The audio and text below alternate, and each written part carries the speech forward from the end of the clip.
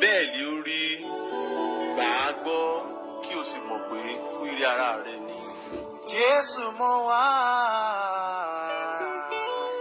Jésù mo wá.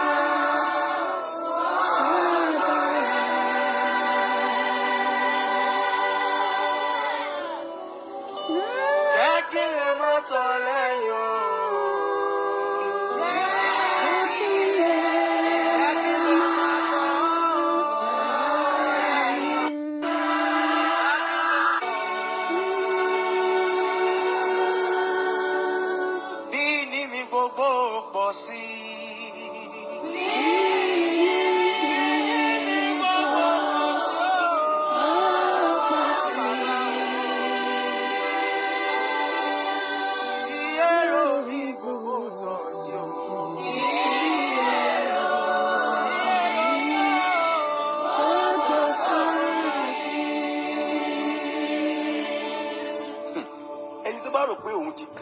Happy Sunday to you all. Ó lọ ṣọ́ra kó má bàa ṣubú. Ọjọ́ ń bọ̀ táyé yóò pé. Ìgbà ò ní pẹ́ gbá ọ padà. Sì kíyèsí ọjọ́ máa ti dé tán.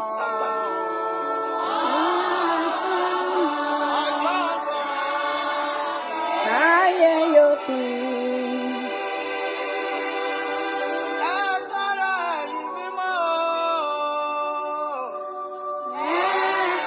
Happy Sunday to you, Sister Elizabeth. Happy Sunday, ma.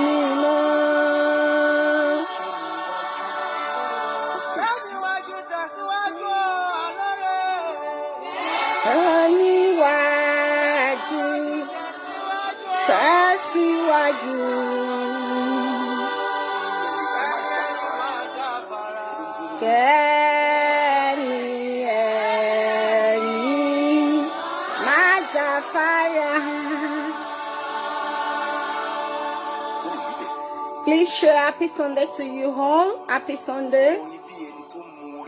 Happy Sunday to you.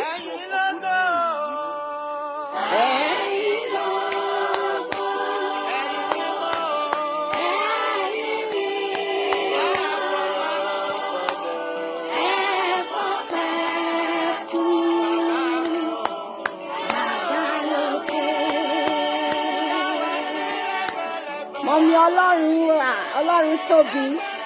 Happy Sunday to you, mommy.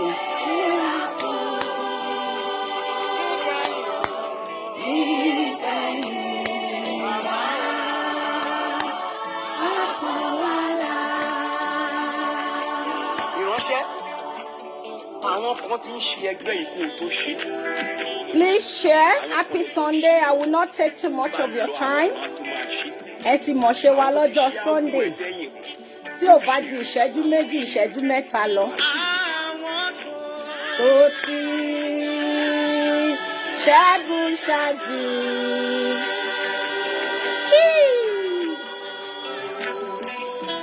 Wọ́n wọ wá o. Bá a ti yọ lórí.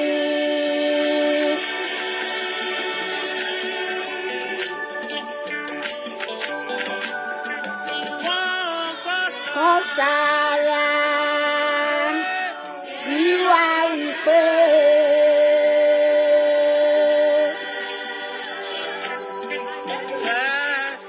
tẹ̀síwájú má fà sẹ́yìn. We thank God, Mommy Ọlọ́run tóbi. Báwo ni wíìkì tí ń nà?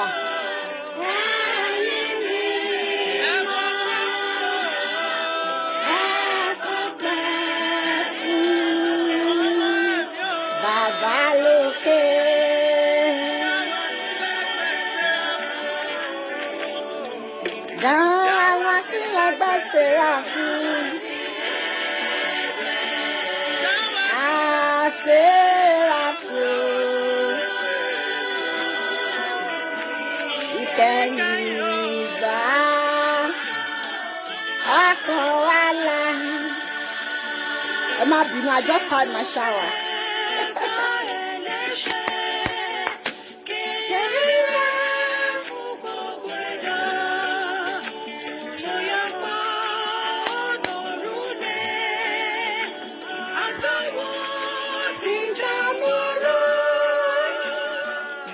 kọ́ lórí kò sí ìtúnkan Kristi gbà. Good morning, Ajola Oreoluwa. Happy Sunday to you, sis.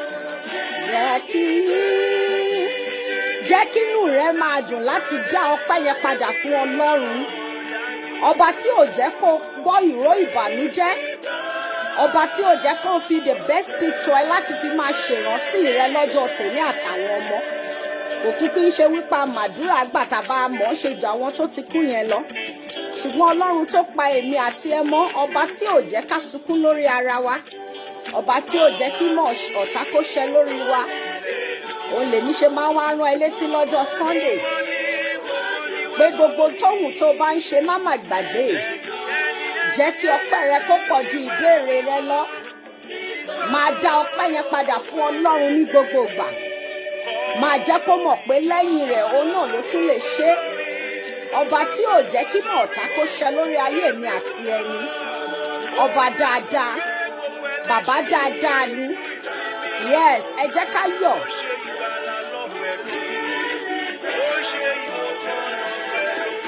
Ààrẹ kí kó dájú pé Kristi gbà gbogbo ẹlẹ́ṣẹ̀. Lónìí ni Jésù ń pè. Oh yes. Glory be to God Almighty. Aláàánú ni bàbá yẹn. Kò kí ń wò bẹ́nìyàn ṣe ń wò rárá. Ṣàkọsílẹ̀ rẹ̀. Aláàánú lọ́lọ́run yẹn, olóore ọ̀fẹ́ ni bàbá dáadáa ni. Ayọ̀ ni. Happy Sunday to you, sir. Happy Sunday, Mr. Taiwo. Kirima o.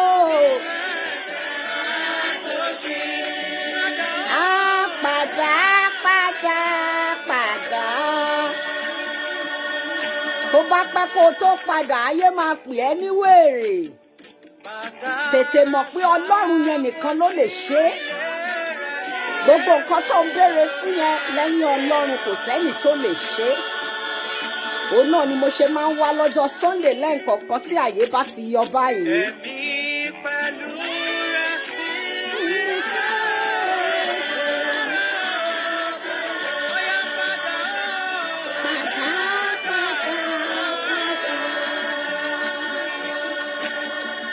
Inú Olúwa máa ń dùn tí èèyàn bá ń yọ̀ láti inú ẹ̀ láti dá padà fún Ọlọ́run yẹn. Kò dìgbà tó bá tó larí mọ́lẹ̀, ọkàn yẹn gangan lọ́lọ́run fẹ́ dìú pẹ̀lú. Ìwọ ṣáà máa jẹ́ kí ọpẹ́ ẹ kó máa pọ̀ pẹ̀lú ìjú ìbéèrè ẹ lọ. Wọ́n sílé rẹ̀. Wo wàá rí pé tí ènìyàn bá ṣe èèyàn lóore tó o bá ti sọ pé thank you, o mọ̀ bó ṣe máa ń dùn wọ́n. Wàá wo bí Ọlọ́run yẹn ṣe sán. Jẹ́ kí ọpẹ́ rẹ kó pọ̀ ju ìbéèrè rẹ lọ. Tínú Ọlọ́run bá fi lé ń dùn sí ọpẹ́ ju gbogbo nǹkan lọ. Kò yẹ kó máa ṣe wàhálà ju pé mo dúpẹ́ lọ. Olúwa mo dúpẹ́ gbogbo ipòkípò tí mo wà mo dúpẹ́. Àwọn kan tiẹ̀ fẹ́ wà níbi tó wà yẹn tí ò sáyè. The title fún music yẹn.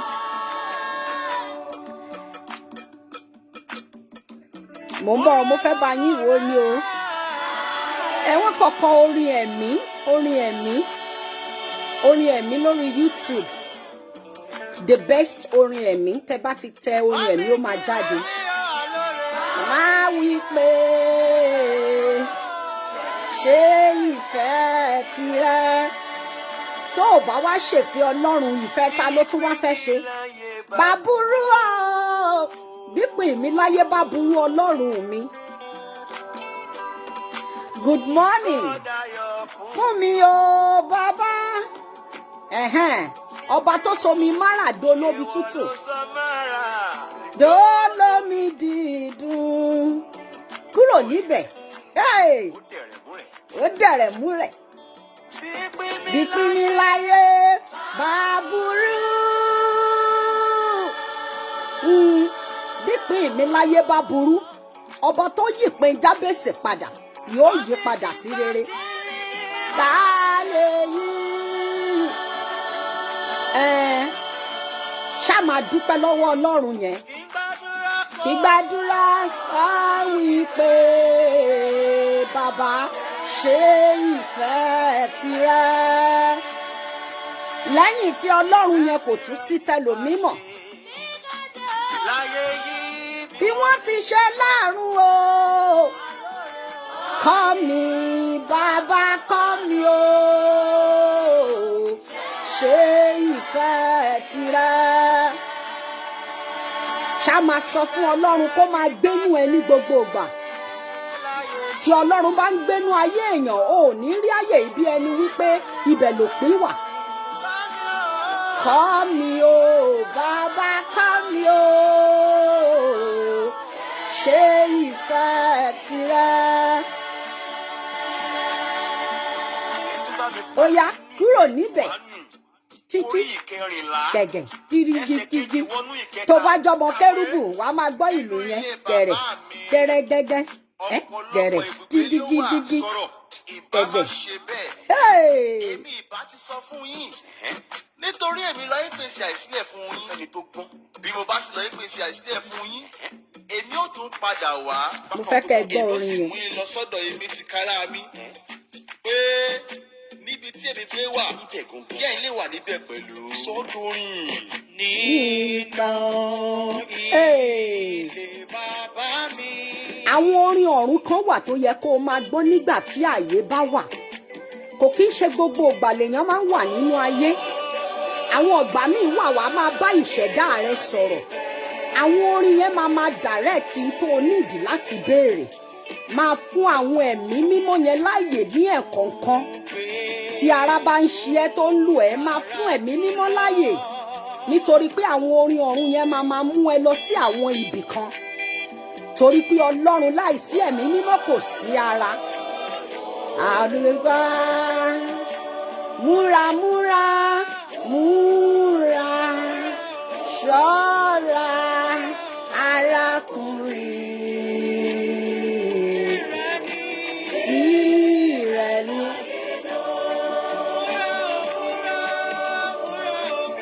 Ó ní múra múra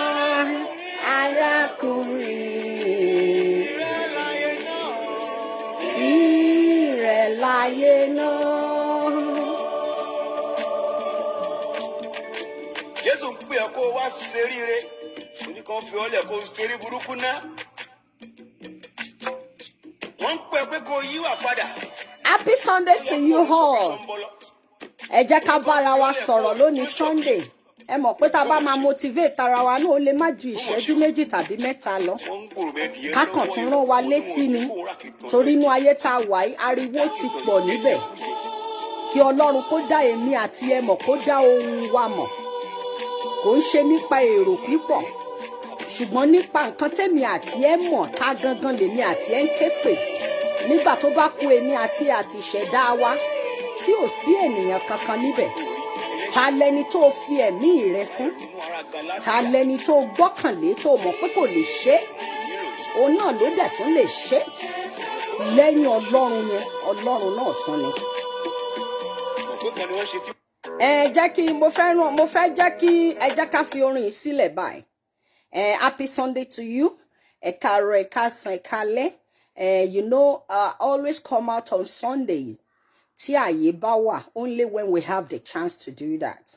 But on Sundays, we've started this program for the past 4 years, and we keep on doing it every Sunday.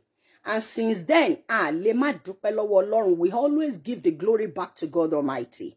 Torí wípé kí ni lẹ́yìn Ọlọ́run yẹn, ó nìkan náà ló tún lè ṣe. Máa tó bá ti máa ń gbọ́ program mi tàbí tó bá ti máa ń gbọ́ mo máa ń sọ wípé lẹ́yìn rẹ̀ ọba tó ní mímọ́ ní lẹ́yìn rẹ̀ Ọlọ́run o ìwọ ló kù o. Lẹ́yìn Ọlọ́run yẹn Ọlọ́run ló tún kù. Ta lẹni tí wọ́n ń dá ọpẹ́ rẹ padà fún ní gbogbo ìgbà? Wo ìwọ̀nba ní kó rí ènìyàn bí Ọlọ́run mọ nínú ayé rẹ. Mo ti sọ fún ẹ ní gbogbo ìgbà tí àyè bá ti yọ tí àǹfààní ti wà fún ẹ tọ́lọ́run ò jẹ́ kó wà ní àtìmọ́lé ọlọ́run ò jẹ́ kó wà ní ọgbà ìwòsàn ọlọ́run ò jẹ́ kí wọ́n bọ́ bàtà ọ̀fọ̀ sí ẹnu ọ̀nà rẹ látijọ́ Monday títí di alẹ́ Saturday tó o dẹ̀ tún láǹfààní láti jí ní ọjọ́ Sunday ó yẹ kó rí pé orí ọ̀fẹ́ ńlá lórí gbà o orí ọ̀fẹ́ ńlá tí ẹ lò bí ò rí gbà ni mo dẹ̀ ti sọ fún ẹ bóyá owó ló ń tọrọ wọ́ lọ́wọ́ ọlọ́run ipò kan ló ń béèrè lọ́wọ́ ẹ̀ ó wá ti rò pé ó ti pẹ́ kò tí ì ṣe é sórí ẹ̀dá tó bá máa ga má jẹ́ ń tàn ẹ́ ẹsẹ̀ rẹ̀ máa gùn kò sí bó ṣe fẹ́ débi ayọ̀ yẹn tí o ò ní lè jẹ́ ẹni tó ní ìgbàgbọ́ kò sí bó ṣe fẹ́ dé òkè yẹn tí o ò ní mọ ọlọ́run torí wípé kí ni tó bá máa rún ènìyàn sínú ayé mi àti ẹ ọlọ́run yẹn o gbọ́dọ̀ kọ́kọ́ fi ṣe alpha àti omega àwọn oore kéékèèké tó ń ṣe fẹ́mi àti ẹ yẹn you always remember to give it back to him o ní àǹfààní àti wo àti ọmọ rẹ lótìtọ́ o ò ní owó lótìtọ́ o ń lé àwọn contract kan kò tí ì bọ́ sí o rò wípé ipá rẹ ló lè ṣe wò lẹ́yìn ọlọ́run yẹn kò tún sí agbára kankan tó lè ṣe fẹ́mi àti ẹ̀ o ní mo ṣe wá máa rún ẹ létí má rò pó ti tán ó ní kò sẹ́nìkan tọ́ ọlọ́run gbàgbé àsìkò ni kò ì tó o tó bá wo pé ọjọ́ ti ń lọ ó yẹ kí wọn náà ti dé àwọn ibì kan báyìí nínú ayé ẹ ó yẹ kó o ti gun òkè báyìí àwọn nǹkan báyìí ló ti ń béèrè fún mo máa ń sọ ní gbogbo ìgbà mo fẹ́ kó o jókòó ṣó o rí àǹfààní láti fún ara rẹ gan láyè àwọn àyẹ̀wò ló ń ní fún ara rẹ gangan àwọn wákàtí wo ló fi ń ṣe àṣàrò pẹ̀lú ọlọ́run àwọn nǹkan wo ni nǹkan tó rò tó jẹ́ dream fún ẹ tó ń kọ sílẹ̀ mo máa ń sọ fún ẹ ní gbogbo ìgbà nígbà mìíràn ibi gbòmíì tó bá jáwọ̀ tán bá sọ̀rọ̀ ó máa dàbí ẹni wípé sọ̀rọ̀ wọn make sense níbẹ̀ àwọn ọ̀gbà míì wà tó jẹ́ pé nínú nonsense yẹn sense máa ń jáde níbẹ̀ wo ọdún 2022 yẹn mà tún ti ń kọjá lọ mà nìyẹn àwọn èèyàn mà ti ń rí orí ọ̀fẹ́ wọn gbà gbogbo tí ẹlòmíì béèrè láti alẹ́ 31st mo ti sọ fún ẹ pé kí ni nǹkan tó kọ sílẹ̀ tó jẹ́ ìbéèrè tó fẹ́ bá Ọlọ́run sọ àkókò tó wà yìí tó bá ti over 18 years ó yẹ kí wọ́n fúnra ẹ lè ní àwọn àkọsílẹ̀ ó yẹ kó o ti ní àwọn dream kan tó ti ń rí tó ń wẹ̀ tó ń ìṣẹ̀dá ẹ láti dé àwọn ilé wo ló ń wẹ̀ tó fẹ́ dé tó fẹ́ kọ́ nínú ayé ẹ àwọn company wo ló ń orúkọ títí ẹ náà àwọn orúkọ wo ló ń wẹ̀ láti máa jẹ́ fúnra ẹ as the CEO àwọn nǹkan wo ló ń pè mọ́ra ẹ tó jẹ́ àwọn nǹkan pàtàkì tó dára àní kó o mú pen and paper kó o kọ wọ́n sílẹ̀ jẹ́ kí ọ̀rọ̀ ayé ẹ kó jẹ́ lógún nínú ọdún 2022 yìí ju any other thing lọ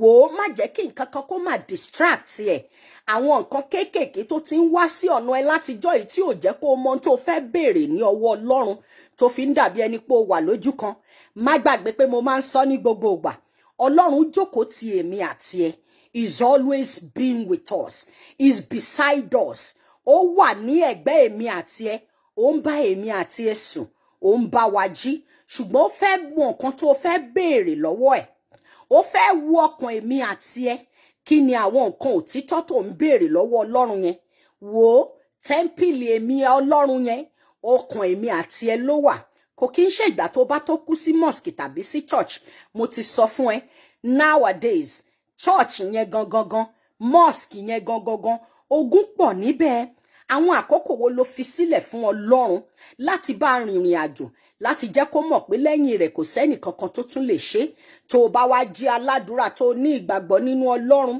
tó jẹ́ pé lẹ́ẹ̀kọ̀ọ̀kan bí agbára rẹ̀ bá gbé pẹ̀lú àdúrà yẹn ò ń fi àwẹ̀ kéékèèké tí bó tiẹ̀ ṣaago 12 ló lè fi ebi para rẹ̀ dì tó jẹ́ kí ọkàn rẹ̀ kó bá Ọlọ́run pàdé pẹ̀lú àdúrà pẹ̀lú ohun tó ń béèrè fún yẹn wá mo ti sọ fún ẹ pé kó o má sunkún sí ènìyàn lọ́rùn mọ́ tó o bá sunkún sí ènìyàn lọ́rùn wọ́n máa ṣe yẹ̀yẹ́ ẹ ibì kan wà tó tún jẹ́ pé òun náà tún máa lé ènìyàn kan tá tún bá sọ̀rọ̀ tá fọ̀rọ̀ ayé ẹ ṣàpèjúwe ó ṣe lẹ́ẹ̀ni láti sunkún sí Ọlọ́run lọ́rùn ọba tó ń bàṣírí ẹ̀dá ni ọba tó lè ṣe tí ò dẹ̀ ní béèrè enquiry ni tí orí ènìyàn bá wá láti ọwọ́ ènìyàn tí ọwọ́ Ọlọ́run ò bá sí níbẹ̀ enquiry máa jáde irú oore yẹn ló máa rí pé problem tún máa ń wà after irú oore yẹn ló máa rí wípé kò fún òfìfọ̀kànbalẹ̀ ná owó yẹn gan. Àní oore àti ọ̀dọ̀ Ọlọ́run tí ayé kankan ò ní béèrè enquiry. Olóore tó máa rán sí ìrìn àjò èmi àti ẹ, tó máa dúró bíi pílà fún èmi àti ẹ. Sórí tí wọ́n bá ń sọ̀rọ̀ olóore, kò kí ń ṣe owó mà nìkan ni olóore ń gbé fún yan. Tí olóore bá máa fàyàn dìde, tó bá máa ṣàánú ènìyàn, ó lè jẹ́ connection kékeré ni. Ó lè jẹ́ nínú ọ̀rọ̀ tó ń sọ ló ti máa rí oore ọ̀fẹ́ títí ẹ gbà. Wò ó, mo máa ń ṣe àdúrà kan fún ẹnikẹ́ni tí ènìyàn bá máa lò láti gbé mi dìde. Tá a bá rí ẹ̀ṣẹ̀ tàbí tá a ti kọ sílẹ̀ nípa olóore mi, tó bá máa jẹ́ ibi, ọba tó ń sọ bí dayọ̀ bá mi yí padà fún, kó lóore tèmi lè bá a gbé mi sókè, kó lè bá a gbé mi débi tí mo fẹ́ dé. Láìsí ọwọ́ Ọlọ́run kò síbi tí ẹ̀dá lè dé nínú ayé. Mo dẹ̀ ti sọ fún ẹ, máa rántí ní gbogbo ìgbà, inú Ọlọ́run yẹn máa ń dùn sí ènìyàn tó bá mọ ọpẹ́ dú, tó ń dá padà fún. Wò ó, orí jẹ orí jẹ, ìwọ ṣá máa sọ fún Ọlọ́run yẹn pé mo mà dúpẹ́. Mo dúpẹ́ àná, mo dúpẹ́ òní, mo ní mo dúpẹ́ ọ̀la. Èmi dúpẹ́ ìgbàkúgbà, mo dúpẹ́ ìgbà gbogbo. Wàá máa sọ fún Ọlọ́run, mo dúpẹ́ rírí jẹ o, èmi dúpẹ́ àìrí jẹ, mo dúpẹ́ ipò tí mo wà, mo dúpẹ́ ibi tó ti mú mi bọ̀, mo dúpẹ́ ibi tó mú mi lọ, torí mo mọ̀ pé aláàánú ni ọ́. Ò ní sìn mí débi báyìí kó tún wá lò kí ń ṣe Ọlọ́run mọ́. Ò kì í ṣe Ọlọ́run tó máa ti ènìyàn débi kan tá wá lòun yọ ṣọ́ọ̀kì. Ọlọ́run ò kì í ṣe ènìyàn. Ọlọ́run ò kì í ṣe politician. Ọlọ́run ò kì í ṣe ẹni tó máa sọ fún ẹ pé nìṣó níbẹ̀ tó máa wá tó àkókò yẹn tó máa yọ ṣọ́ọ̀kì lẹ́sẹ̀. Ó ṣe fi ìgbàgbọ́ rẹ lé Ọlọ́run lọ́wọ́. Kí ni àwọn nǹkan tó ń lé tí ò tí ì bọ́ sí yẹn? Àwọn òpòwò ló ń wà tó ti rò wípé ibẹ̀ kọ́ ló yẹ kó wà, tó ti rò pé inú Ọlọ́run ò dùn sí. Gbogbo ibikíbi tó bá wà ní àkókò yìí, máa dá ọpẹ́ yẹn padà fún Ọlọ́run. Kò dìgbà tó bá tó kú sí church, mo sọ fún ẹ. Kò dìgbà tó bá tó kú sí mosque. Bó ṣe inú kọ̀rọ̀ yàrá ẹ ló wà, tí ọkàn ẹ bá ti papọ̀ mọ́ ti Ọlọ́run, tó ò ti ní káwọn tó gòkè yẹn kan jábọ́, tó ò sọ pé àwọn tó ń wojú Ọlọ́run kan má ráàánú gbà, tó ò robi sí ọmọ làkejì, má jẹ́ kí n tàn ẹ́. Ire ayọ̀ máa kàn wọ́ náà lọ́jọ́ kan. Ìwọ náà máa bá àánú pàdé, torí wípé olórí aláàánú ni bàbá yẹn. Bàbá yẹn kì í wò bí ènìyàn ṣe é wò. Orúkọ wo lè ènìyàn ń pè ẹ́ tọ́lọ́run ò pè ẹ́? Tó ti wá relent, tó ti rò pé wọ́n ti sọ mí lórúkọ, mi lè ṣe nǹkan kan mọ́. Ojú kan ni ọwọ́ wọn kúkú ti sọ pé báyìí ló ṣe máa ṣe mọ́. Àwọn ọbọ níbi tó wà tó ti rò wípé ọ̀nà kò lè là mọ́. Ó ní mo ṣe tún wá rán ẹ létí láàárọ̀ yìí wípé ọwọ́ Ọlọ́run wà níbẹ̀ o. Gbogbo ohun tóhùn tó bá ń pass through, gbogbo ohun tóhùn tó bá ń béèrè fún, gbogbo ipòkípò tó bá wà, tó bá ń bi ọwọ́ Ọlọ́run fún, ọwọ́ Ọlọ́run wà níbẹ̀. Ọlọ́run mọ̀ sí ibikíbi tẹ́mi àti ẹ wà báyìí. Ipòkípò tá a wà báyìí ó mọ̀ sí. Ìwọ gangan ni kó mọ ohun tó fẹ́ níwájú Ọlọ́run. Ìwọ gangan ni kó bọ́ Ọlọ́run sọ̀rọ̀ wípé ọba tó ń ṣàánú àwọn ènìyàn yìí, wá ṣàánú fèmí náà, wá ṣílẹ̀kùn ayọ̀ fún mi. Gbogbo ilẹ̀kùn táyé ti tì, gbogbo ohun táyé ti rò pé kò lè ṣeé ṣe nípa ti tèmi, ìwọ lọba tó ń mú jírí jáde nínú àìrí. Wá ṣàánú fèmí àti ilé mi, wá ṣàánú fún ọmọ mi. Mo máa ń sọ nǹkan kan, let your problem nínú ọdún yìí kó jẹ́ priority fún ẹ. Don't stay to look for others' downfall. Don't be asking for others' downfall.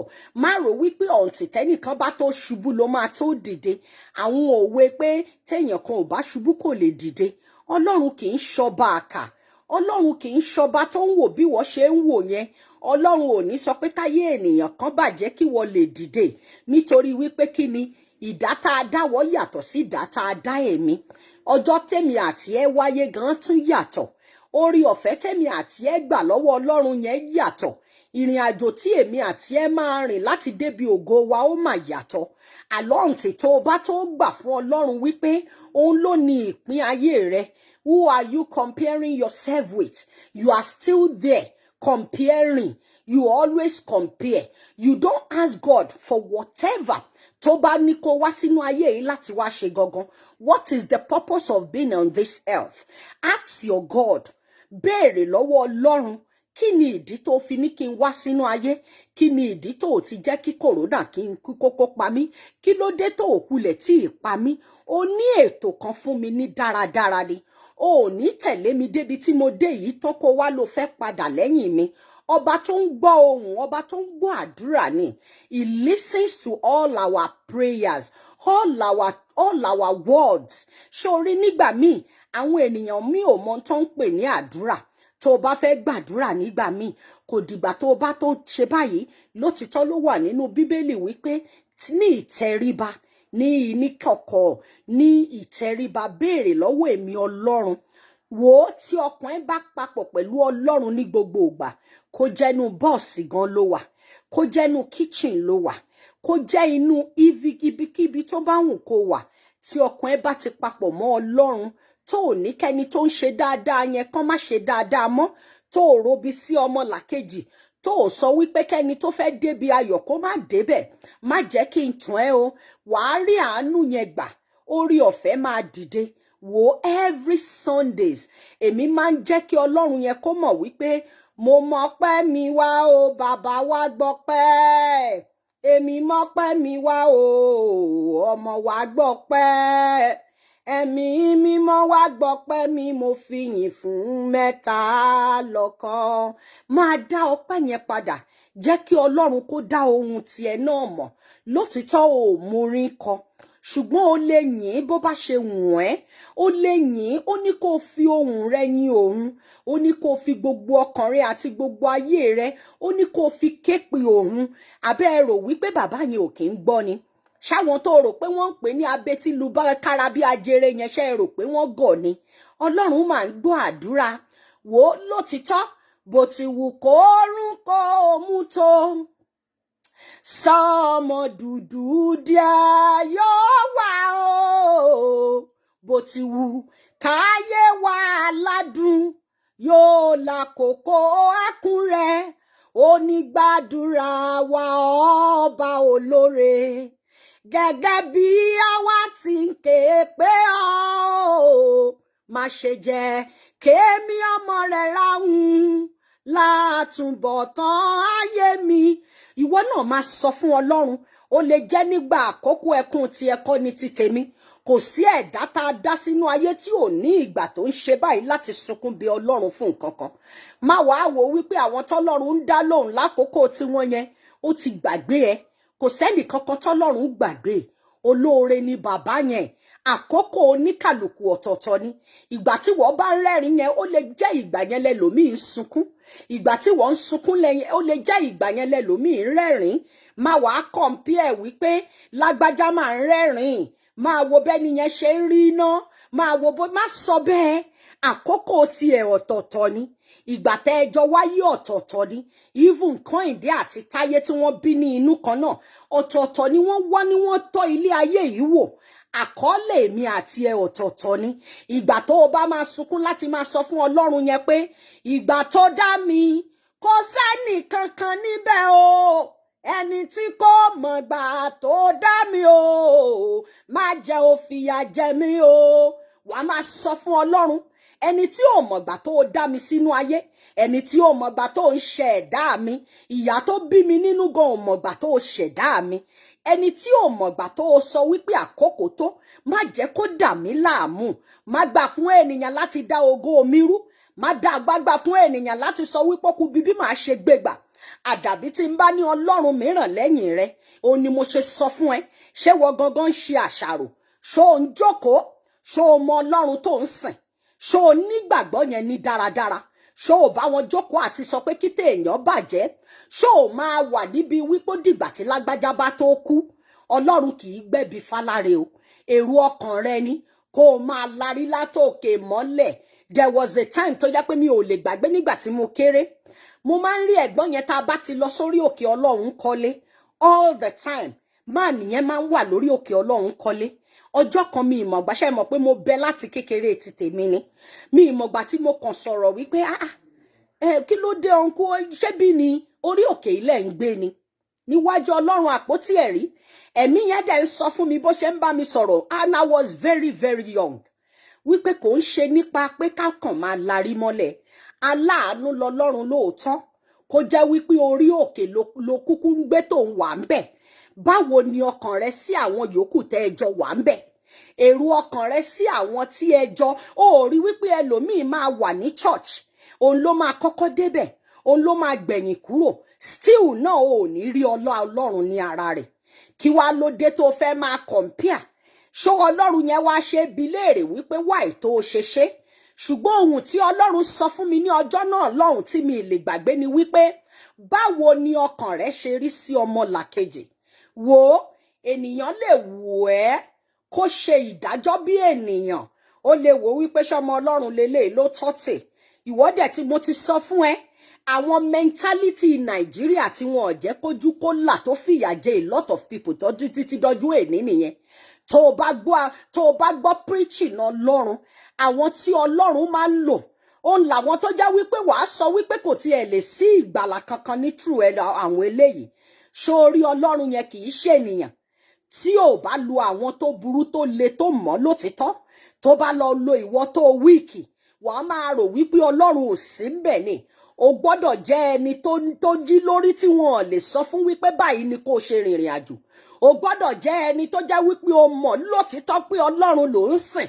O gbọ́dọ̀ jẹ́ ẹni tó já wípé tí ènìyàn bá halẹ̀, even kó gbé bàǹtẹ́ lọ́wọ́ lójú rẹ báyìí, tó o bá ní Ọlọ́run débì kan, wàá máa sọ fún pé asán bá ń sá ò múlẹ̀ mófo ni. Sórí tó bá láǹfààní láti dé ìlú òyìnbó, tó ò ṣẹ̀ṣẹ̀ máa wò pé dìgbà tó bá tó mingle máwọn Nigerians, mo sọ fún yín, sórí ibi tèmi àti ẹ ti jáde yẹn, especially Yorùbá, ẹ̀tanú ò mà lè tán láàrin wọn. Nítorí wípé kí ni in tí wọ́n fi tọ́ wa dàgbà ni. Àárín àwọn tá a gbé, àárín àwọn tó jẹ́ wípé ọkàn wọn ò kí ń papọ̀ mọ́ ti Ọlọ́run ni. Kò sí nǹkan tá a fẹ́ ṣe. Ó tún wá ní àǹfààní, Ọlọ́run mú ẹ kúrò nínú ìlà ìlò yẹn látún ti wá lọ rí bí òun ṣe tóbi tó. Ó mú ẹ lọ ìlú Chinese, ó mú ẹ lọ ìlú India, ó mú ẹ lọ ìlú òyìnbó, oríṣiríṣi ìlú ló ti dé. Ó dẹ̀ tí ìmọ̀ náà pé ọ̀kan ṣoṣo ni Ọlọ́run yẹn. Ó tí advance láti rí wípé Ọlọ́run yẹn ò kì í gbẹ̀bí fáláre. Ọlọ́run yẹn kì í wò bí ènìyàn. Torí tó bá wò bí ènìyàn ni, ẹni tí ayé ti ráìtì pé kò lè ṣe dáadáa mọ́, ẹ̀mí mímá dẹ̀ fi ọwọ́ agbára fàáyọ láti ibi tó ti rò pé kò lè ṣe yẹn mọ́. Nítorí wípé ọkàn rẹ̀ gangan ni Ọlọ́run ń wò. Ìwọ kan wá lóun gbàdúrà, òun pariwo lójoojúmọ́, òun lọ sí mosque, òun lọ sí church, ṣùgbọ́n èrò ọkàn rẹ sáwọn tẹ́ ẹjọ́ wà ń bẹ̀ gan ò dáa. Kó o tiẹ̀ tó wọbẹ̀ kó o tó gbé sùtánà wọ̀, èrò burúkú lòun rò. Ó tún wá wọ sùtánà yẹn tán gan. Wò ó kó o máa wọ sùtánà láti from January to December. Tí inú rẹ ò bá papọ̀ mọ́ ti Ọlọ́run, kó jẹ́ wípé ọba yẹn nìkan ló fi gbogbo ẹ̀ padà fún. Má jẹ́ ń tàn ẹ́, asán bá ń sá ò múlẹ̀ mófo ni. Tó o bá dúpẹ́ oore kékeré tọ́lọ́run ṣe fún ẹ, báwo lo ṣe fẹ́ mọ ti ńlá tó bá gbèdé? Ṣé ìwọ ò mọ̀ pé ìwọ tó o mọ oore bó o ṣe ń sùn bó o ṣe ń jí? Ìwọ tó o mọ̀ bí Ọlọ́run ṣe ń ṣe é? Jíjẹ múmu yẹn o ti bìlíìfù pé iṣẹ́ tó ń ṣe yẹn agbára ẹ̀ ni. Ṣé ìwọ ò ti mọ̀ pé ọba tó sìn ẹ́ débi tó dé yìí, ó níbi tó mú ẹ lọ? Ìwọ ò ti mọ̀ pé ó ní nǹkan tó ní àkọsílẹ̀ fún èmi àti ẹ? Ṣé ìwọ ò ti mọ̀ pé bàbá yẹn ò kì í ṣẹni tó o lè fi ènìyàn kankan wé? Ìwọ ò tí ì rí ń sìn pé lẹ́yìn agbára Ọlọ́run kò tún sí nǹkan kan mìíràn tó tún lè ṣe mọ́? Wò ó, tó o bá ti mingle mọ́ oríṣiríṣi ìlú, èmi sọ fún yín, ọjọ́ tó o bá ti dúró lórí pé gbogbo nǹkan tó ń ṣe Nàìjíríà nìkan ló fẹ́ jẹ́ kó bẹ́ẹ̀ ṣe, ọjọ́ yẹn ni ayé ló ti wà lójú kan. Nítorí wípé kí ni, you will be expecting much from them. Ṣùgbọ́n tó o bá gbé iṣẹ́ ajé rẹ sílẹ̀ pẹ̀lú ọkàn kan, àwọn tí ò mọ̀ ẹ́ rí, àwọn tí ò kì í ṣe aráàlú ẹ, àwọn tí ò gbọ́ èdè rẹ, wọ́n máa tẹ́wọ́ gbà ẹ́, wọ́n dẹ̀ máa patronize ọjà rẹ níbi tí ò ti rò tì. Bàbá yẹn ò ní sìn ẹ́ débi tó sìn ẹ́ dé yìí. Tó o bá ní inú kan kó wá lòun fẹ́ padà lẹ́yìn ẹ, bàbá dáradára ni. I'm a living testimony. Nígbà tí ènìyàn bá sọ wípé ó ti tán, ìgbà yẹn ni Ọlọ́run máa ń sọ wípé ó kù. Ó ti mọ̀ pé akálòlò ni mí, ṣùgbọ́n àwọn nǹkan tèmi ti rí nínú Ọlọ́run pẹ̀lú agbára rẹ̀ bó ṣe tó nínú ayé ti tèmi àti ìdílé mi, ẹni tí ayé ti ròpin, ẹni tí ayé ti write off pé kò lè ṣe dáadáa mọ́, ṣé kí n pẹ́ lẹ́rìn? tẹ́lẹ̀tẹ́lẹ̀ rí bí some years ago mo ní àwọn èèyàn kan tó jẹ́ wípé nítorí pé Ọlọ́run ò fi vision ọjọ́ iwájú mi hàn wọ́n, Ọlọ́run ò jẹ́ kí wọ́n mọ̀ bí òun ṣe tóbi tó nínú ayé mi fún òun, wọn kò tètè jẹ́ kí wọ́n rí. A lot of them ti kọ́kọ́ unfriend mi lọ, a lot of them ti kọ̀ mí, wọ́n pa mí tì bí ẹni wípé kí ló fẹ́ jáde nínú ayé eléyìí mọ́. Now they are coming back. A lot of them now ṣẹ̀ṣẹ̀ wá ń send a friend request. Mi mọ̀ bóyá ó ń ṣẹlẹ̀ sí wọn náà. Àwọn tó rò pé tí wọ́n ti ẹ̀ wà lórí friend kìíní ẹ̀ tó rò pọ̀ rẹ̀ ni wọ́n. Tó ti rò pé nǹkan kan ò lè jáde láti Násárẹ́tì rẹ mọ́. Wàá kàn rí wípé ẹlòmíì ṣẹ̀ṣẹ̀ ń padà bọ̀. Wọ́n á wá máa send a friend request. Wàá máa wá wò wípé bọ̀ọ̀rẹ́ mi ni lágbájá yìí lórí Facebook tẹ́lẹ̀. Wọ́n ti yú ẹ tipẹ́tipẹ́. Wọ́n ti yú ẹ tó wọ́n ti believe wípé àgọ́ rẹ kan ò lè ti Násárì rẹ jáde mọ́. Wọ́n ti rò ẹ́, wọ́n ti ro ìdílé rẹ pin. Wọ́n ti ro ìṣẹ̀dá rẹ pin. Wọ́n ti gbàgbé wípé ọba tó dá èmi àti ẹnìkan ló ní ayé àti ọ̀run lọ́wọ́. Wọ́n ti gbàgbé wípé òun nìkan ló lè kọ present àti tó máa tún jẹ́. Wọ́n ti ń fi past rẹ yẹn, wọ́n ti fi rò wípé bó ṣe máa rí nìyẹn o. Wọ́n ti rò pé ò ní ọ̀nà àbáyọ kankan mọ́. Wọ́n ti rò wípé ò ní ṣe rere mọ́. Ṣó wá rí àwọn tí wọ́n ṣẹ̀ṣẹ̀ ń wá yẹn, tí wọ́n ti rò tó ti jẹ́ friends mi tẹ́lẹ̀ lórí Facebook, lórí Instagram, lórí mídíà mi tó ti yọrẹ kúrò, tí mo wá ń rí wọn tí wọ́n ń wá, bẹ́ẹ̀mi kúkú ṣe ń wò wọ́n lélẹ̀ nítorí wípé kíni nígbà mìíràn àwọn bí máa ń farapẹ́ ibi míì ó máa jẹ́ oore, oore míì máa farapẹ́ ibi. Sórí tó bá dàgbà nínú Ọlọ́run tán, ó ní sọ wípé kí monitoring spirit kankan má rí ẹ. Tó bá fọ́lú ẹ ó kàn fẹ́ bara rẹ̀ nínú jẹ́ ni. Ẹ̀dá tí Ọlọ́run dá tí ó ṣe rere nínú ayé ẹ̀, tó mọ nǹkan tó sì lè ṣí ní ilẹ̀ tí ọ̀la máa mọ̀ ẹ̀, tó mọ bí tí oore ti máa jáde, tó ti rò wípé lẹ́yìn oore kankan ò lè tibẹ̀ jáde. Tó bá ní Ọlọ́run dé level yẹn tán, tó bá mọ ọba tó ń sìn, gbàgbé monitoring spirit gan máa padà wá forí balẹ̀ fún Ọlọ́run tó ń sìn ni. Torí pé a rí wípé ọ̀tọ̀mà níbi tí mo fọkàn sí, ọ̀tọ̀mà níbi tí Ọlọ́run gbà. Àní ìgbà tó bá ṣe ń fẹ́ níyàn láyé tó ṣe, sórí ọjọ́ tó bá tó decide wípé kí nǹkan tí ènìyàn fẹ́ rò nípa ayé ẹ, ọjọ́ tó bá tó jókòó kó wò wípé yes, mo ti mọ Ọlọ́run débi tí mo mọ̀ dé, èmi gan ò kì í ṣe ènìyàn lásán mọ́, àǹjànú ni mí nínú Ọlọ́run. Ọjọ́ yẹn ni ìfọ̀kànbalẹ̀ máa dénú ayé ẹ. Ọjọ́ tó bá ṣẹ̀ṣẹ̀ máa wò wípé ṣé àwọn àǹtí lágbájá ò ní sọ pé mo ṣe báyìí. Ọjọ́ tó bá tó ṣe máa wò pé ṣé godmother àbí god sister kan ò ní sọ pé ó ṣe báyìí. Ṣé god ìjọ yẹn gangan ni Ọlọ́run máa tó tẹ́lẹ̀ àánú fèmí àti ẹ. Ọjọ́ yẹn ló ti bọ́ lọ́wọ́ ayé. Ọjọ́ yẹn gangan ni Ọlọ́run ṣẹ̀ṣẹ̀ bẹ̀rẹ̀ ìyanu rẹ̀ nínú ayé ẹ. Mo fẹ́ kí wọn náà kó ní Ọlọ́run dé level yẹn. Dúró kó dúró ti anybody, ẹni tó bá wojú ẹ dúró tí kó wojú ẹ. Wípé lẹ́yìn Ọlọ́run níṣẹ́. Ó máa níbi tó ti bá Ọlọ́run dé kó tó lè ṣe yẹn. Kó tó lè dúró wípé tó bá jẹ́ wípé bẹ́ẹ̀ ni Ọlọ́run ṣe pé. Tí Ọlọ́run bá ti fún ẹ lágbára láti ṣe, mo fi gbogbo rẹ̀ fún pátápátá láìkù kan.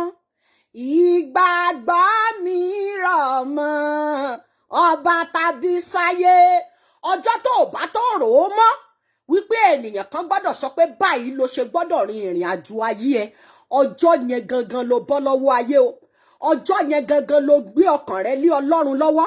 Wàá wá rí ibi tí a ti máa rún oore jáde. Ibi tó ti ẹ rò wípé omi ti lè jáde nínú àpáta tó ti rò wípé ó ti dí yẹn. Àwọn ọ̀lẹ̀kùn yẹn máa ṣí. Ó lè má jẹ́ Nàìjíríà. Ó lè má jẹ́ ń tẹ́jọ́ ń sọ èdè kan náà. Àbí Ọlọ́run yẹn máa fi ara hàn. Mo ti sọ fún ẹ. Àwọn nǹkan méjì, ìgbésẹ̀ méjì ló ní láti gbé o. Láti dé ipò yẹn, kọ́kọ́ máa dá ọpẹ́ yẹn padà. Máa sọ fún ní gbogbo ìgbà, mo dúpẹ́ rírí jẹ. Wò ó nígbà mìíràn tí ó bá dàbí ẹni pé ọkàn mi pàrúrú, tí mo gbójú mi sókè tí mo wọlẹ̀ tí omi jábọ́, mo máa tún fi Ọlọ́run yẹn mà ní mo tún dúpẹ́. Torí mo mọ̀ pé tí mi ò bá ṣe bẹ́ẹ̀, kò sẹ́nì kankan tó lè ṣe. Èmi ò mà kí ń sunkún sẹ́nìyàn lọ́rùn mọ́. Ọlọ́run ló kù tí mo kúkú ń sun ẹkún yẹn fún. Ọlọ́run ló kù tí mo kúkú ń kọjú àánú sí, wípé tó o bá ṣílẹ̀kùn àánú, tó o sọ ibi mi dire, gbogbo ń tá a ti kọ sílẹ̀ nípasẹ̀ láburú nínú ayé mi, tó o yí padà tó o sọ dire, ìgbà yẹn gangan ni ògo rẹ tó lè farahàn nínú ayé mi. Ìgbà yẹn ni ènìyàn lè mọ̀ wípé Ọlọ́run ló ń jẹ́ lóòótọ́. Ìgbà yẹn ni wọ́n lè mọ̀ pé lótìtọ́ lẹ́yìn rẹ kò mà sí ẹnì kankan. Wò ó, abetí lu kára bí ajere ni. Bàbá tó ń gbọ́rọ̀ tó lè lànà fẹ́mi àti ẹni. Níbi tó wà, àwọn wo ló fọkàn sí wípé bẹ́ẹ̀ gangan lóore ti fẹ́ jáde? Oore lè má tibẹ̀ jáde. Sórí nígbà tó o bá tiẹ̀ ti gbọ́kàn kúrò, tó sọ fún Ọlọ́run wípé ẹ̀mí mímọ́ mo fẹ́ kó lànà fún mi níbi tí ayé rò pé ọ̀nà ò sí, lọ́wọ́ ọkùnrin, lọ́wọ́ obìnrin, lọ́wọ́ ọmọdé, lọ́wọ́ àgbà, lọ́wọ́ dúdú, lọ́wọ́ funfun, lọ́wọ́ kúkúrú, lọ́wọ́ gíga, gbogbo ẹ̀dá tó dá sílé ayé tó momi, táwọn náà ń jẹun tí wọ́n ń béèrè oore ọ̀fẹ́ lọ́wọ́ rẹ, tó ń ṣe oore fún wọn. Ọlọ́run aláàánú, mo fẹ́ kó o ṣàánú fèmi náà. Ilẹ̀kùn ayọ̀ tèmi náà jẹ́ kó ṣí nínú ọ̀sẹ̀ yìí. Má jẹ́ ń bá wọn tọrọ jẹ. Tá a bá ti rí ibi tá a ti kọ sílẹ̀ nípasẹ̀ ti tèmi, nípasẹ̀ àwọn olólùfẹ́ mi, nípasẹ̀ inú ilé mi, lórí bísínẹ́sì mi, lórí ohun tó mí àbí tí ò mí, ọba tó ń sọ bí dire, mo fẹ́ kó o sọ bí dire fún mi. Mo fẹ́ kó o ṣàánú mi. Wá ṣílẹ̀kùn àánú fún mi. Ilẹ̀kùn àánú má jẹ́ kó tì mọ́ mi. Àwọn olóore tó máa yàn láti ṣe mí lóore, má jẹ́ kán rí dààmú, má jẹ́ kára kó ni wọ́n, kán lè rántí ìbí láti gbé mi débi ayọ̀ mi. Alágbára gíga, ó lẹ́ni tó bá ti ní ọ onírú wọn ò kì í pogún òfò. Ó lẹ́ni tó bá ti rí ẹ onírú wọn ò ní béèrè kán má ráàánú gbà. Èmi mọ̀ pé olóore ni ọ́. Mo mọ̀ pé aláàánú ni ọ́. Mo mọ̀ pé òun gbọ́ ìró, ó dẹ̀ ń gbọ́ ìpè, torí pé olóore ni yín. Tó o bá ti lè máa wò ó, sórí ńgbà míì, mo máa ń sọ fáwọn ènìyàn, ọ̀rọ̀ máa ní àdúrà. Ọ̀rọ̀ ní àdúrà o. Ọ̀rọ̀ ní àdúrà o. Tó o bá fẹ́ bọ́ lọ́run sọ̀rọ̀, wò ó, èmi níbi tó yẹ pé ní basement mi, níbi tí gbogbo kinní iléeṣẹ́ mi wà ń bẹ̀, mo máa ń dá jókòó, máa kàn forí mi ṣe báyìí. Even máa dìídì sọ fún ọmọ tí mo bí nínú, oníkálùkù ló ní dìpámẹ́ǹtì tiẹ̀ tó hold. This time around, I want to be alone pẹ̀lú ìṣẹ̀dá mi. Àwọn àkókò yẹn, ó lè jẹ́ ẹkún ni mo fi máa sun sí Ọlọ́run mi. Ó lè jẹ́ àtẹ̀yìn ni mò ń rò àti ibi tí mo dúró dé. Ṣó ń ṣe àṣàrò? Àwọn àkókò wo lo ní láti máa ṣe àṣàrò? Kó o wo ibi tó o ti ń bọ̀. Ó ní mo wo ibi tí mo ti bẹ̀rẹ̀. Ẹ̀rí mo wo ibi tí mo dé. Mo ní mo wo ibi tí mo ti bẹ̀rẹ̀. Eyinloju mo wo ibi tí mo dé. Mo wá rí pé gbogbo ògo ló yẹ o, bàbá. Gbogbo ògo ló yẹ o, bàbá. Gbogbo ògo ló yẹ o, bàbá. Wàá máa jẹ́ kó dá ohùn rẹ mọ̀. Bàbá yẹn inú ẹ̀ máa ń dùn sí kí ènìyàn kó máa yìn ní gbogbo ìgbà. Even nínú tribulation tó wà, lótìítọ́ ò tí ì débẹ̀, pẹ̀lú omijé àti ìbànújẹ́ ọkàn, ìwọ náà wá jókòó pẹ̀lú ipò tó wà tó mọ̀ pé ò tí ì dé èèyàn yẹn, ipò tó wà tó mọ̀ pé ò tí ì débẹ̀ yẹn, ṣùgbọ́n pẹ̀lú inú mímọ́ àti àyà funfun, ó mọ̀ wípé ò ní kí ènìyàn kankan má ṣe rere o. Ò ní kẹ́ni tó ń dáa fún kó má dáa fún wọn. Mo ti máa ń sọ fún ẹ ní gbogbo ìgbà, let your business, your problem, your life jẹ́ kó jẹ́ business yẹn nínú ọdún yìí. Má jẹ́ kí ọ̀rọ̀ ọlọ́rọ̀ kó jẹ́ ẹ́ lógún. Oníkálùkù ló wá sínú ayé yìí láti wá ṣe gbogbo nǹkan máa ṣe o. Oníkálùkù ló máa jíyìn iṣẹ́ ọwọ́ rẹ̀ ní àkókò tó bá tó. Èmi àti ẹ ò mọ̀gbà tí a kọ. Àwọn àkókò tí a wà nínú ayé yìí, kí ni nǹkan tó fi ń dá padà fún Ọlọ́run? Mo máa ń sọ fún ẹ, kò sẹ́nì kankan tó lè lànà ibi tó wù ẹ́ láti dé yẹn. O máa débẹ̀ pẹ̀lú agbára Ọlọ́run nìkan ni o. Kò sí ẹnì kankan tó lè ṣe fún èmi àti ẹ lẹ́yìn Ọlọ́run yẹn. Òun ló tún jẹ́ kí n wá rán ẹ létí. Ó mọ̀ pé Eyinloju máa tún wá kálòlò. Èmi ò mọ̀ sọ jù báyìí lọ. Mo dẹ̀ máa ń bi Ọlọ́run kó ṣe Alpha àti Omega, ẹni iwájú àti ẹni ìkẹyìn. Gbogbo tó bá máa jáde ní ẹnu mi, kó jí ọ̀rọ̀ rẹ̀, kó jẹ́ òun ló máa fi ohun yẹn sí mi lọ́kàn.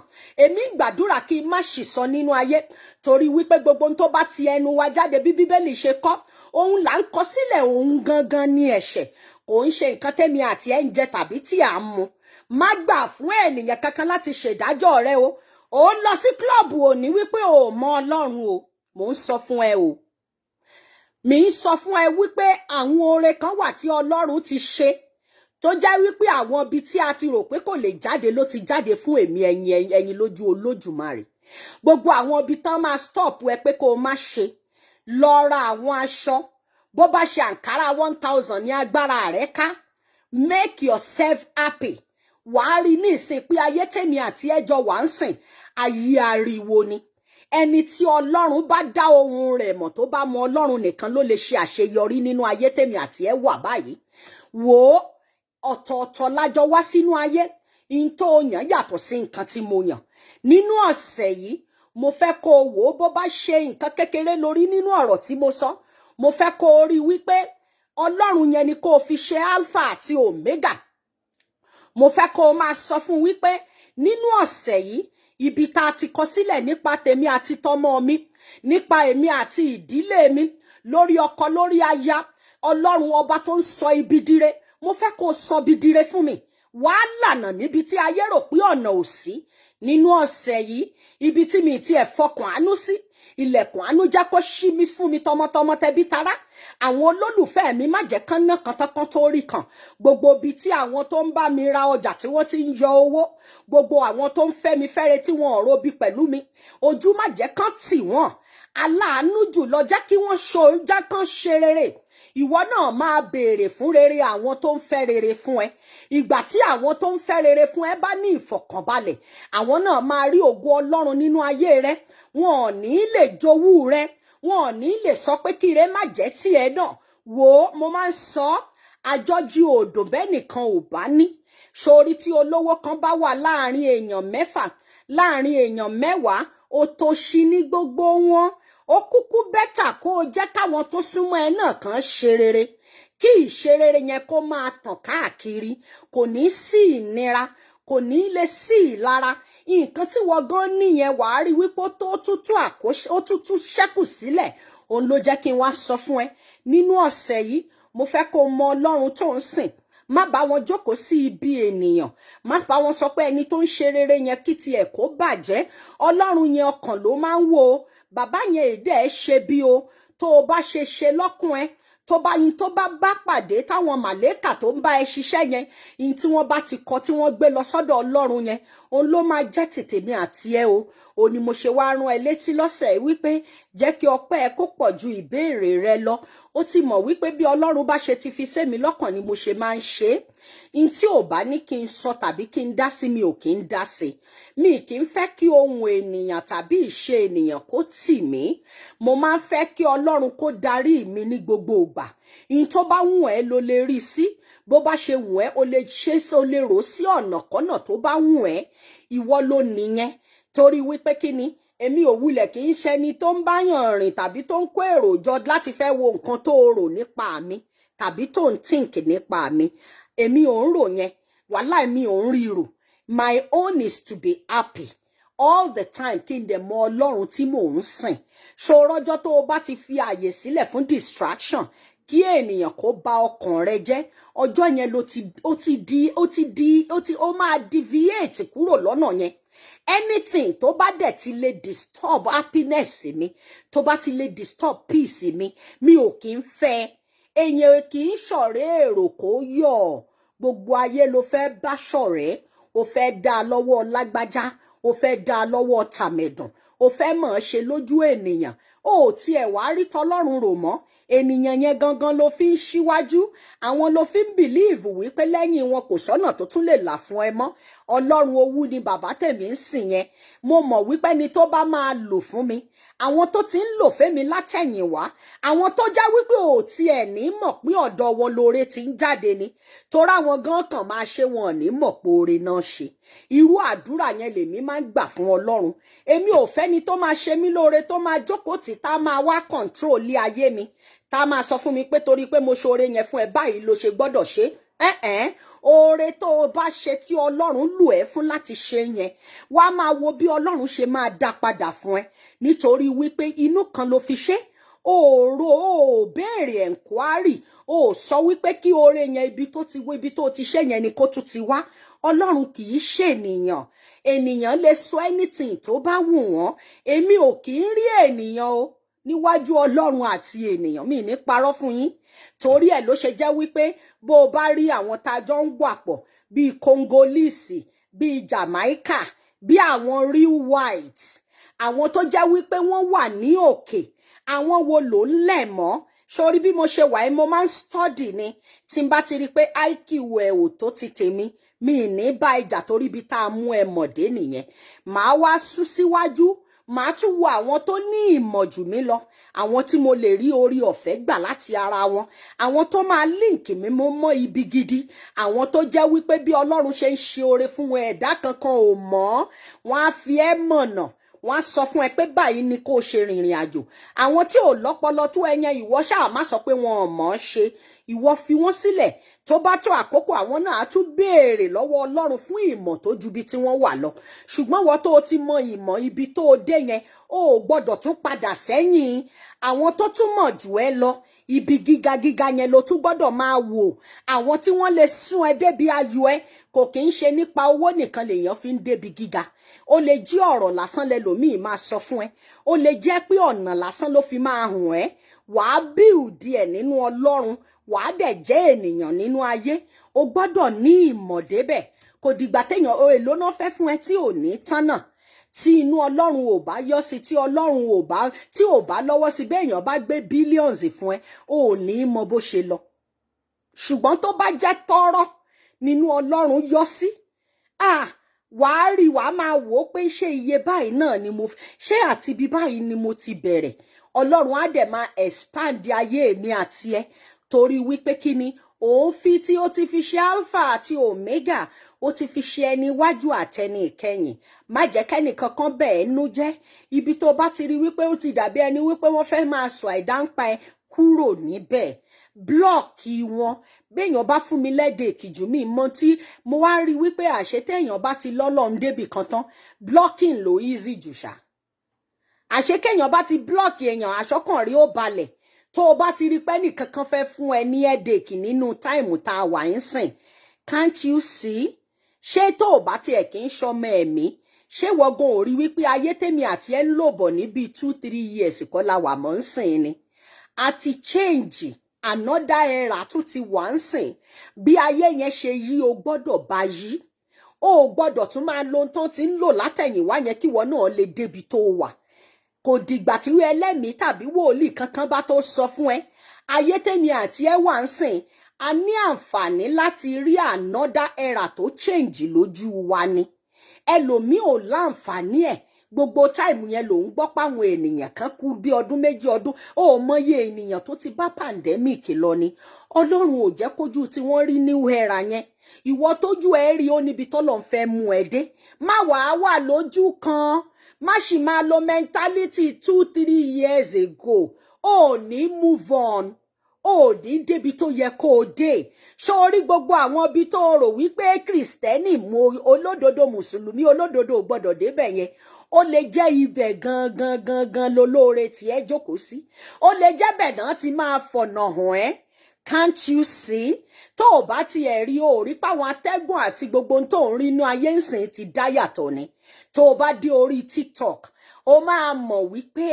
wò ó bó ṣe ń ṣe funfun ló ṣe ń ṣe dúdú bó ṣe ń ṣe é ló ṣe ń ṣe lòmíì oníkálùkù gbọ́kàn wọn lé Ọlọ́run wípé kí kékeré yẹn kó di ńlá ni kí wá lóde tó wá fẹ́ rò pé tí ẹyẹn ló burú jù ta ló wá ń sọ fún ẹ pọ́lọ̀ ọ̀rọ̀ tí ẹ ò lè níyanjú wò ó má jẹ́ ń tàn ẹ́ inú ayé tí everybody wà yìí everybody ń gbé Ọlọ́run wọ́n dẹ̀ ń tiraka láti jẹ́ èèyàn mo fẹ́ kí wọn náà make ara ẹ happy wo àwọn aṣọ tó kó pamọ́ yẹn make yourself happy lọ sórí TikTok tó o bá ti ṣí lọ ṣí máa múnú ẹ dùn àwọn nǹkan kan wà tó pamọ́ nínú ayé ẹ tó o bá ṣe àwọn ayé á rí wípé wow ṣé pé ìwọ náà tún nírú ṣọ́ọ̀ṣì báyìí nínú live ẹ má sọ wípé yẹn kí ni lágbájá fẹ́ sọ ní igi tí wọ́n ti ń sọ níbo ló gbé ẹ dé ìyí tí wọ́n ti ń sọ èló ló fún ẹ ibi tó ti máa mọ̀ ní wípé ìwọ ló ní ayé ẹ o bó bá ṣe fẹ́ lò ní èmi ò kì í fi àyè gba gossip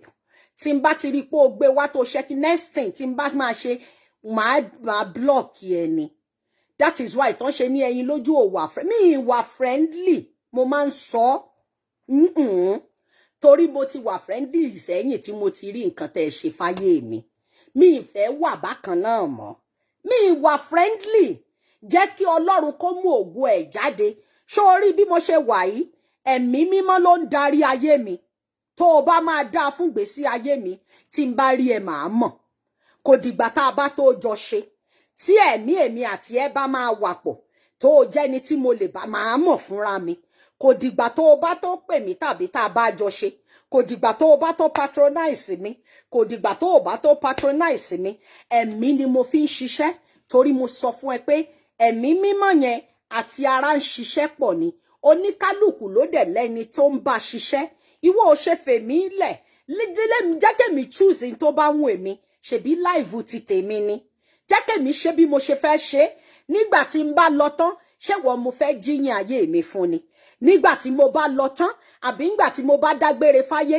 ṣáyé tiẹ̀ ló lọ ni ṣùgbọ́n nǹkan tèmi àti ẹ bá ń ṣe n tó ń jáde lẹ́nu wa especially ó máa ní agbára púpọ̀ wọ́n kọ sílẹ̀ ọ̀rọ̀ tèmi àti ẹ ń sọ ìwà tá à ń wù àti gbogbo tó ń jáde lẹ́nu wa wọ́n máa ń kọ sílẹ̀ so ìwọ̀nba ló lè sọ pé kéèyàn má ṣe nǹkan mọ́ tó o bá ti advice èèyàn tó o bá sọ tó bá ti lóhun ò ṣe ó lè jẹ́ bí tí ìṣẹ̀dá tiẹ̀ darí tiẹ̀ lọ nìyẹn tó bá jẹ́ pé bí in tóun yàn nínú ayé tiẹ̀ ṣe máa jẹ́ nìyẹn ńkọ́ tí wọ́n sọ pé rárá kó má gbabẹ̀ ìwọ mọbi tó go oníkálùkù ti fẹ́ jáde ni ta nìwọ láti dá ògo ọ̀rẹ́ ènìyàn kan mọ̀ pé bí báyìí lògo rẹ̀ ó ti jáde in tí wọ́n ń rí bí àìdá yẹn ó lè jẹ́ ntọ́lọ́ ń fẹ́ lò nìyẹn láti jẹ́ kí ògo èèyàn yẹn kó dìde in tí wọ́n ń rí bí ẹni wípé tàbú ta nìwọ láti sọ pé tàbú ni ṣé mi àti ẹ la mọ̀ nínú ayé yìí ṣá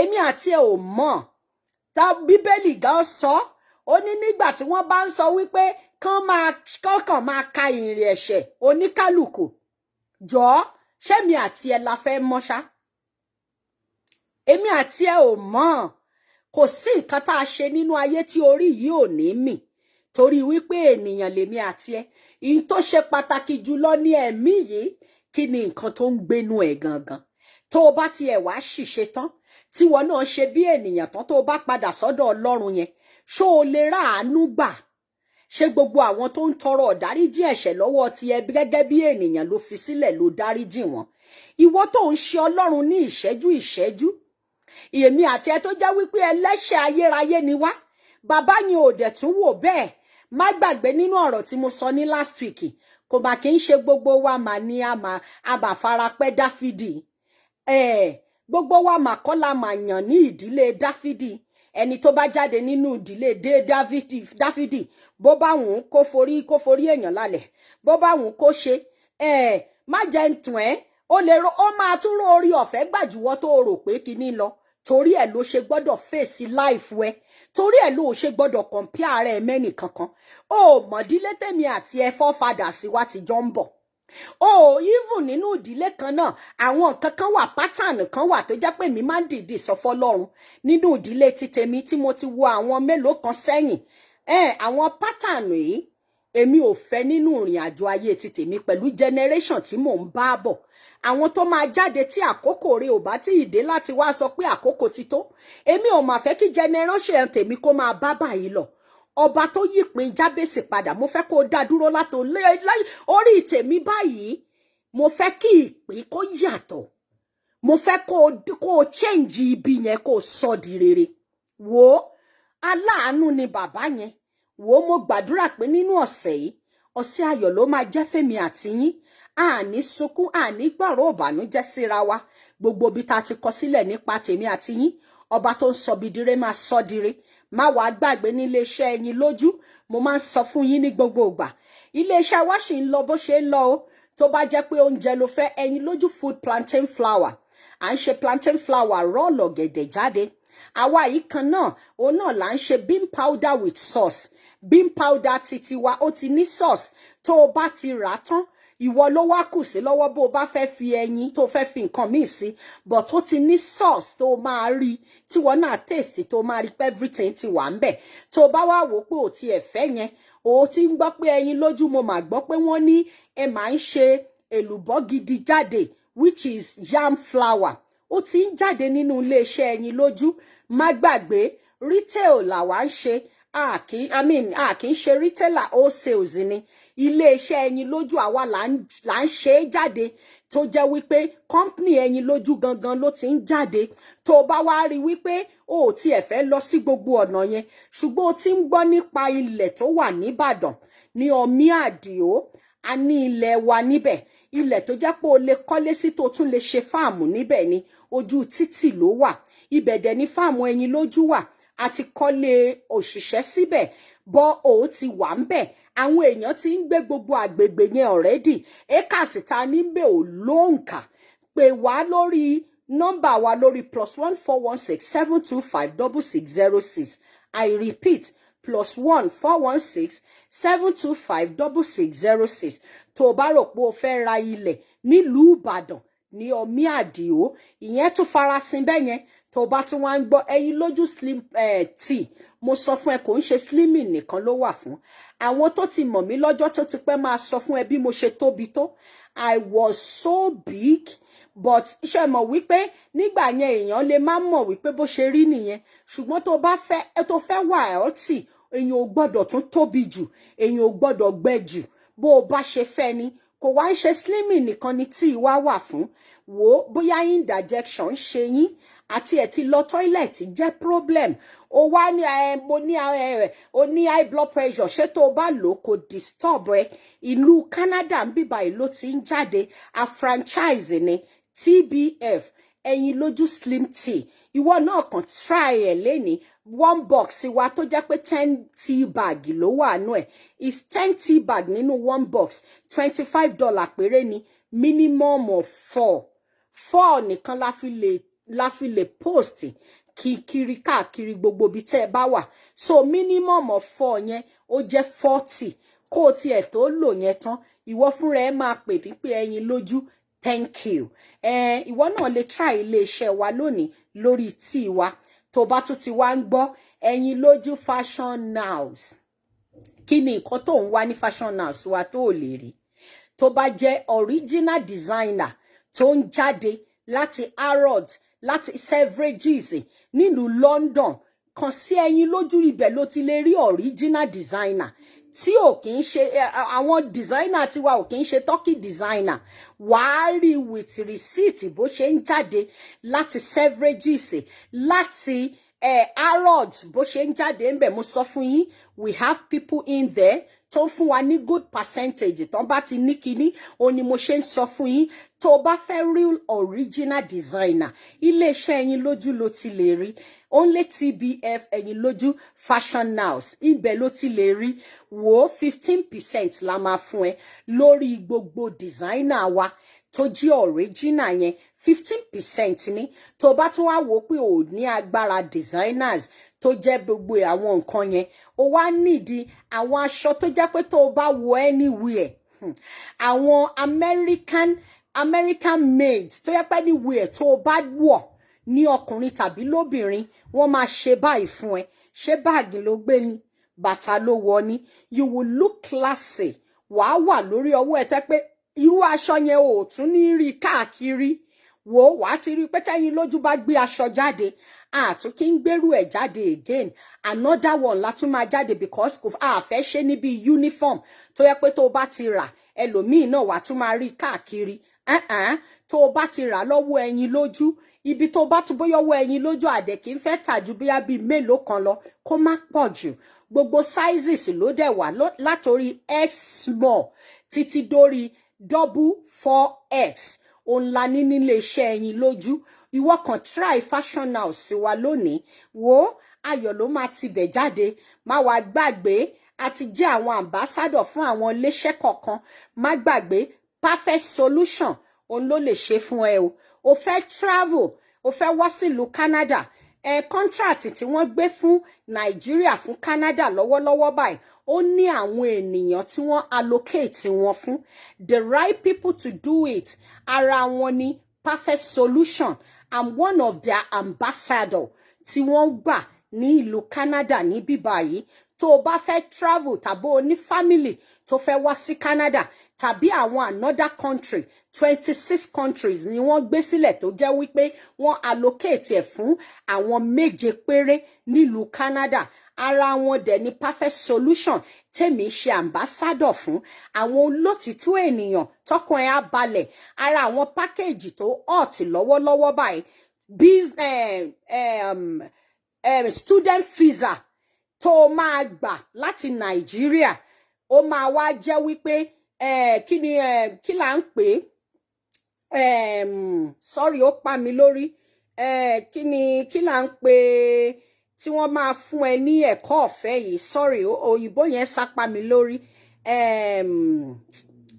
ẹjọ́ somebody should remind me ó ti pa mi lórí tó jẹ́ wípé bóyá ó fẹ́ lọ sí school scholarship thank you scholarship you will have the scholarship lẹ́yìn owó tuition fee tó o bá ti san school ló dẹ̀ máa san tuition fee fún school ló máa san tuition fee fún immediately tán bá ti fún ẹ ní visa is just 3 to 6 months kò tiẹ̀ tó yẹn gan bí wọ́n ṣe sọ sórí tí wọ́n tó bá ti lọ tó ti pé company yẹn tán ti sọ everything fún ẹ lẹ́yìn tuition fee tó máa san fún school wo gbogbo òwe tó bá fẹ́ kà tó jẹ́ course tó mú kò bá jẹ́ ọdún 3 kò bá jẹ́ ọdún 4 kò bá jẹ́ ọdún 2 kò bá jẹ́ ọdún 1 ọ̀fẹ́ ló máa kà á tí wọn ò ní gba anything lọ́wọ́ ẹ tuition fee tó o dẹ̀ san láti ìlú Nàìjíríà yẹn tí wọ́n bá ti rí pé lótìtọ́ o ti wọ ìlú Canada o ti farahàn ní school yẹn they will return the money back to you